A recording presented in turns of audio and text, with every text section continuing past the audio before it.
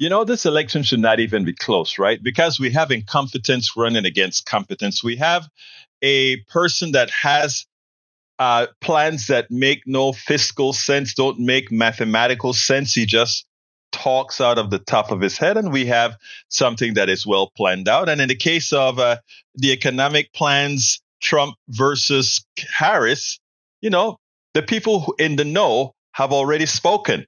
And it is time, I think, for more of the news media, like been done on MSNBC several times, to actually just lay out the numbers. Let Americans see exactly what Trump has intent on doing to the economy. It's not a difficult thing to do. Let's take a look at it, and then we'll take it on the other side. Nobel Prize-winning economists are backing Vice President Kamala Harris's vision for the economy, calling it vastly superior to the plans laid out by former President Donald Trump. 23 U.S. recipients of the prestigious award have signed a letter serving as a stamp of approval for Harris's economic agenda. According to the group, the vice president's agenda will improve the overall health of the economy, while Trump's policies will greatly increase tariffs. So let me show you one other survey of economists, and then we'll get into the details of why economists feel as strongly as they do. So the Wall Street Journal surveyed 39 economists, and what they found was this: a lot of support for many of Harris's key plans, 74 support for her tax credit of $6,000 for new babies, 59 support for raising the corporate tax cut, 64% for capping insulin prices at $35 for everyone, and 46%, roughly 50-50, for capping out-of-pocket spending on prescription drugs. Less support for a couple of other things, but basically very strong support. Contrast that over here with Donald Trump, who got 8% support from economists for making his tax cuts permanent, exactly 0 support for his tariffs of 20%, and 5% support for eliminating taxes on Social Security benefits, and I'm going to come back to that in a second. So the dramatic contrast between support for Harris on the one side, no support basically for Trump on the other side, from 39 economists from across the board. So, Steve, you can already hear Trump's campaign, Trump's supporters saying, oh, these are pointy-headed economists, these are academics, who cares? We can point them, though, to the economists from the Wall Street Journal or Goldman Sachs, who says that Kamala Harris's economy would be better than Donald Trump. So let's move to your second chart about what a Trump plan would actually do to the economy if implemented the way he's pitching it. Yeah, so why are these economists so opposed to Trump's plan? Because the economic effects would be pretty terrible.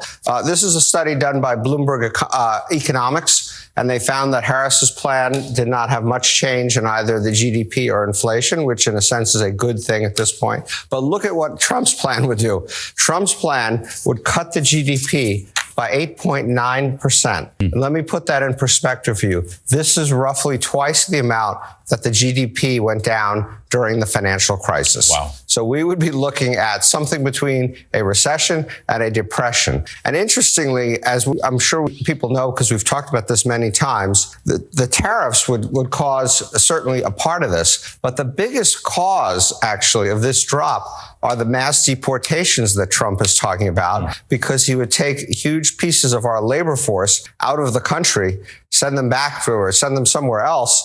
And the result would be a business wouldn't have labor. They wouldn't be able to produce things, and you'd have this enormous economic contraction. So this is something we've never seen before in terms of scoring a set of policy proposals from a presidential candidate. The other reason why Harris seems to be doing better, or maybe doing better for her economic thoughts relative to Trump, is maybe people are figuring out what's actually in these two plans. And one of the most important things in these two plans are the differences in their tax proposals. Harris's tax proposal would raise incomes for people at the bottom 20%, for people in the 20 to 40% percentile by fairly significant amounts. She would raise taxes for people at the higher incomes down here, in the 99 to 100 and the 95 to 99. Trump does the opposite.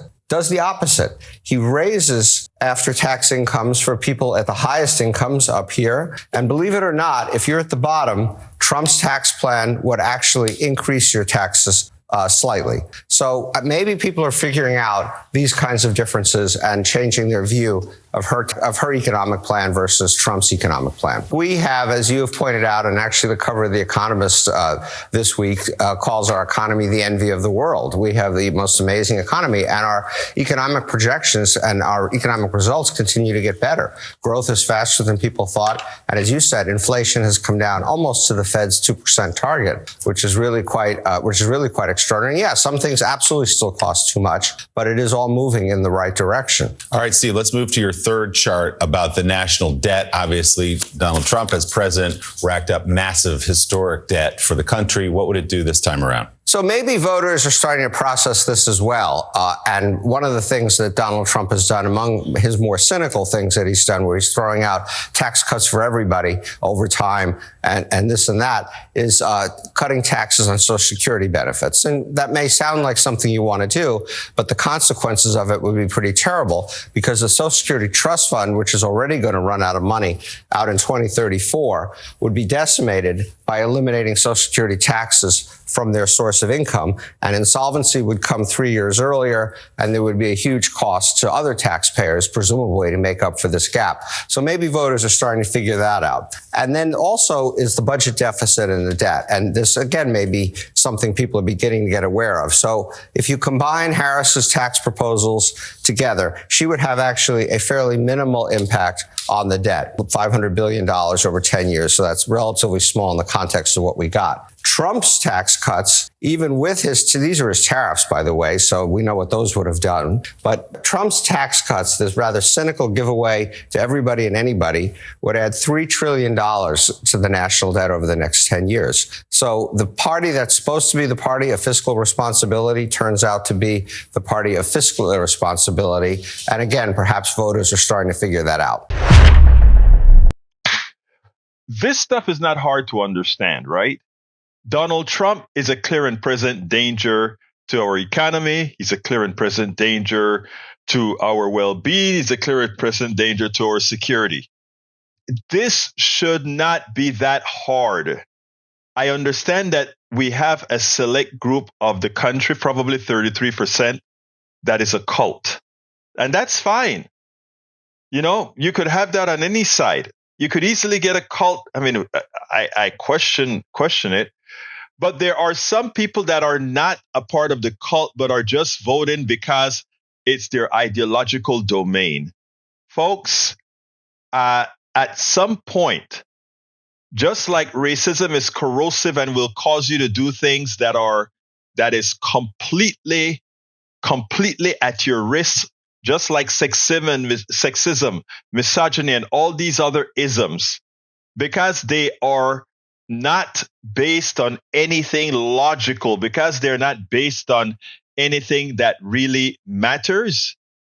Once you base your being on those particular isms, you hurt yourself, and in this case, you could hurt your country. But luckily, it seems to me like people have woken up.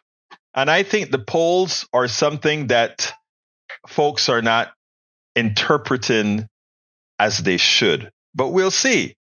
We'll see. If you want a good economic system, you cannot. Specifically, you cannot think that Donald Trump's system will do well by you.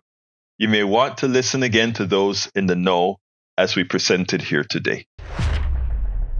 We spend a lot of time deconstructing the news, trying to parse it into a form that everybody can understand. We try to find those little nitpicks where it flies above the fray, etc. If you really like these videos that we do, I want to ask a big favor. Please go ahead. Number one, subscribe to our channel. And number two, please join if you can. Thank you so kindly for watching. Keep watching. Please remember to share. We must populate the entire internet with our progressive message, a message that we know is what most Americans say that they want. So help us, please join.